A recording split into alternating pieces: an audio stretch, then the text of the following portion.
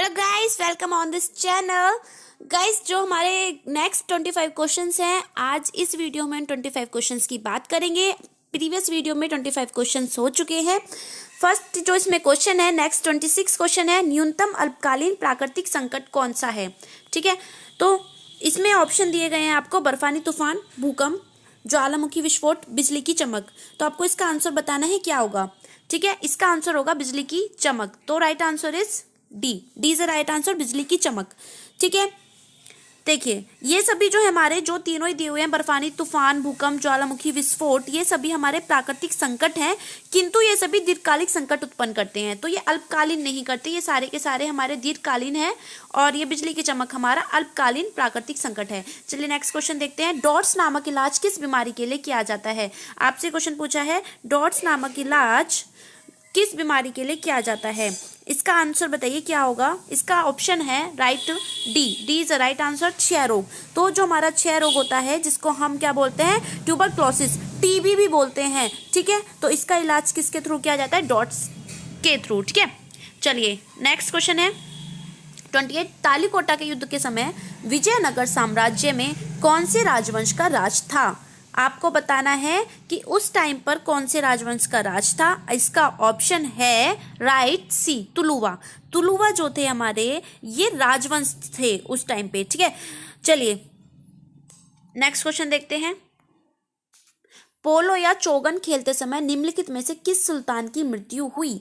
जो हम पोलो या चौगन खेलते हैं, उस समय किस सुल्तान की मृत्यु हुई थी, बताइए कौन सा है इसमें। Option number A is the right answer, Qutubuddin Aibak. तो कुतुबुद्दीन ऐबक जो थे, इनकी जो मृत्यु हुई थी वो हुई थी हमारी पोलो और चौगल खेल। नेक्स्ट क्वेश्चन देखते हैं इसमें क्या है। नेक्स्ट क्वेश्चन है, पृथ्वी के तल के नीचे के पिघले हुए पत्थर को क्या कहा जाता है। पृथ्वी के अंदर हमारा एक पिघला हुआ पत्थर होता है, उसको कहा क्या जाता है, ये पूछा है आपसे। देखिए बहुत इजी क्वेश्चन है और ये मोस्टली सबको पता ही होना चाहिए, ज्योग्राफी का क्वेश्चन है। इसका आंसर है right D, magma is the right answer. ठीक है, नेक्स्ट क्वेश्चन है, मैग्नीशियम निम्नलिखित में से किसका संघटक धातु है। देखिए मैग्नीशियम ये आपसे पूछ लिया, केमिस्ट्री का क्वेश्चन है, ये किसका संघटक धातु है। इसका ऑप्शन नंबर है ए, पर्णहरित अणु, मतलब क्लोरोफिल। ये क्लोरोफिल का है। ठीक है, और क्वेश्चन भी आता है क्लोरोफिल में क्या होता है, तो उसमें कौन सी धातु प्रेजेंट होती है, मैग्नीशियम धातु प्रेजेंट होती है। नेक्स्ट क्वेश्चन है, निम्नलिखित में से कौन सा घटक प्रवर्धक साधन के रूप में प्रयुक्त होता है। कौन सा घटक प्रवर्धक साधन के रूप में प्रयुक्त होता है, बताइए। जो प्रवर्धक होता है हमारा, एम्पलीफायर वगैरह जो होते हैं, तो ये क्या है, कौन सा है इसमें से। इसका आंसर बताना है आपको कौन सा है। ये फिजिक्स का क्वेश्चन है, बताइए क्या इसका आंसर है, transistor. Option number D is the right answer. Next है 33 क्वेश्चन है, इसमें आपको फिल इन द ब्लैंक्स बनने हैं। दो पक्षों के बीच संप्रेषण करने का एक ऐसा समझौता है जो यह बताता है कि संप्रेषण कैसे किया जाए। तो मतलब जो दो लोग आपस में बात करते हैं, कम्युनिकेशन या संप्रेषण होता है, तो ये चीज हमें ये बताती है किस तरीके से संप्रेषण किया जाए। इसका ऑप्शन नंबर कौन सा सही है। देखिए ऑप्शन इसमें दिया हुआ है, पाथ, SLA, बॉन्ड, प्रोटोकॉल। इसका option number D is the right answer, that is protocol. Next है 34 क्वेश्चन। आप लोग साथ के साथ देखते रहिएगा कि आपके कितने आंसर्स सही हैं। ठीक है, तो वही आप लोग पहले एकदम से देखें कि पहले आपको आता है या नहीं। 34 मैं थोड़ा धीरे पढ़ूंगी अभी। 34, विरंजन पाउडर। विरंजन पाउडर जो होता है हमारा, ये केमिस्ट्री का क्वेश्चन है, को तैयार करने में प्रयुक्त होने वाली गैस कौन सी है। जो हम विरंजन पाउडर यूज करते हैं, उसमें कौन सी गैस यूज होती है। देखिए इसका ऑप्शन है answer number D, chlorine is the right answer. ठीक है, यह गैस जो होती है कपड़ों और कागज को विरंजित कर देती है। ठीक है, इस गैस का उपयोग मस्टर्ड गैस बनाने में भी होता है। कौन सी गैस, मस्टर्ड गैस, किससे बनाई जाती है, हमारी क्लोरीन से। ठीक है, नेक्स्ट क्वेश्चन, ओजोन की परत में रिक्तीकरण किसके कारण होता है। जो हमारी ओजोन लेयर होती है, उसमें रिक्तीकरण किसके कारण होता है, जल्दी बताइए। रिक्तीकरण मतलब एक तरीके से जो उसमें होल हो जाता है, छेद हो जाता है, वो किसकी वजह से होता है। तो इसमें हमारे बहुत सारी गैसें हैं, ये हमारा है कौन सा, क्लोरोफ्लोरोकार्बन, CFC गैस का नाम है इसमें। ठीक है, बहुत इंपॉर्टेंट क्वेश्चन है, वेरी वेरी इंपॉर्टेंट क्वेश्चन। चलिए नेक्स्ट क्वेश्चन देखते हैं इसमें। हाँ जी, सरिस्का और रणथंभौर निम्नलिखित में से किसका सुरक्षित स्थान है, ये बताना है आपको। इसका ऑप्शन नंबर कौन सा सही है, सी इज द राइट आंसर। सी मतलब बाघ, सरिस्का और रणथंभौर निम्नलिखित में से किसका सुरक्षित स्थान है? बाघ का।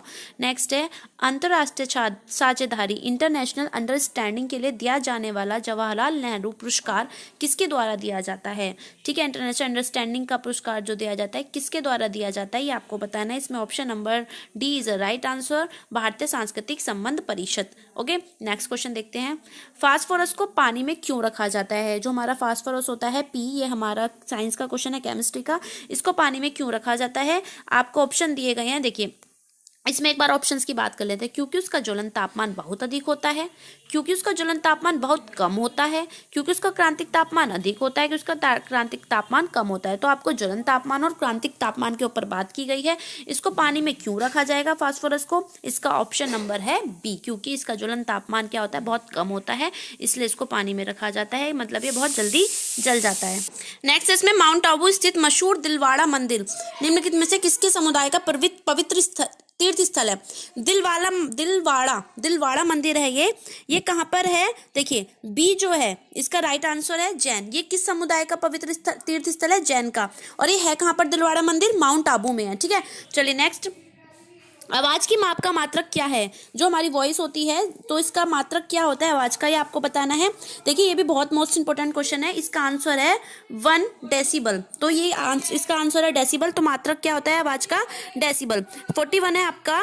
रेफ्रिजरेटर के बारे में पूछा गया आपसे, सामान्यतः किस शीतलक का प्रयोग किया जाता है? अगर हमें रेफ्रिजरेटर को जो हम उसे कूल करते हैं, कूलेंट के लिए किसका प्रयोग किया जाता है बताइए। ये तो आपको बहुत इंपॉर्टेंट क्वेश्चन है, पता ही होना चाहिए। इसका C option is the right answer, freon का यूज किया जाता है। ठीक है, नेक्स्ट है इलेक्ट्रॉनिक्स में आईसी का पूर्ण रूप क्या है? देखिए ये आपसे पूछ लिया है, फिर से कंप्यूटर का क्वेश्चन पूछ लिया है। आईसी की फुल फॉर्म आपसे पूछी है।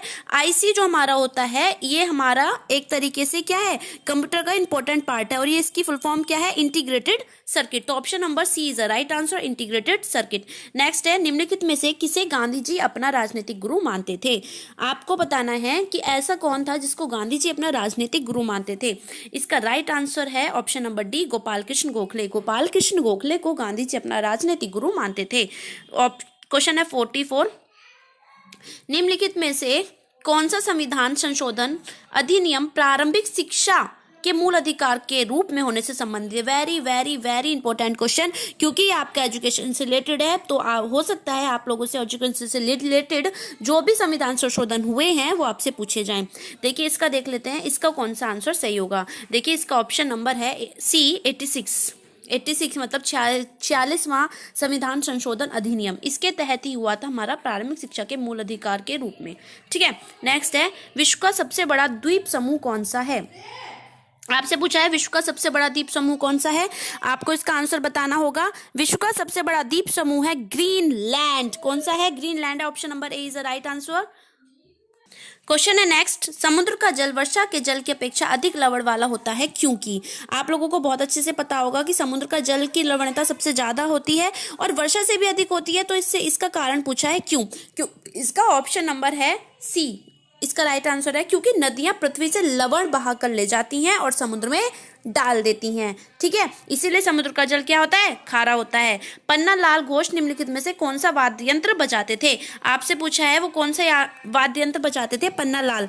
ठीक है, तो इसका आंसर है आपका option number A is a right answer, जो बांसुरी। पन्नालाल घोष क्या बजाते थे? बांसुरी बजाते थे। नेक्स्ट क्वेश्चन, रियो शिखर सम्मेलन का संबंध किससे है? जो हमारा रियो शिखर है सम्मेलन का संबंध किससे है बताइए जल्दी। देखिए जो हमें इसमें पूछे जाते हैं ना क्वेश्चन, जैव विविधता के आधार पर भी क्वेश्चन इसमें बहुत पूछे जाएंगे। मतलब ऐसा नहीं है कि कोई भी क्वेश्चन नहीं देखने को मिलेगा, आपको जैव विविधता से रिलेटेड क्वेश्चन देखने को मिल सकता है। तो इसका ऑप्शन नंबर है जैव विविधता पर सम्मेलन। हुआ था ये कि रियोडी जो जनवरी में 1992 में प्रथम सम्मेलन हुआ, जिसे कहा जाता था अर्थ समिट। क्या? अर्थ समिट। ठीक है, पृथ्वी सम्मेलन। और इसका संबंध हमारा आपको बता ही दिया है, हमारा पर्यावरण जैव विविधता पर वो था संबंधित है।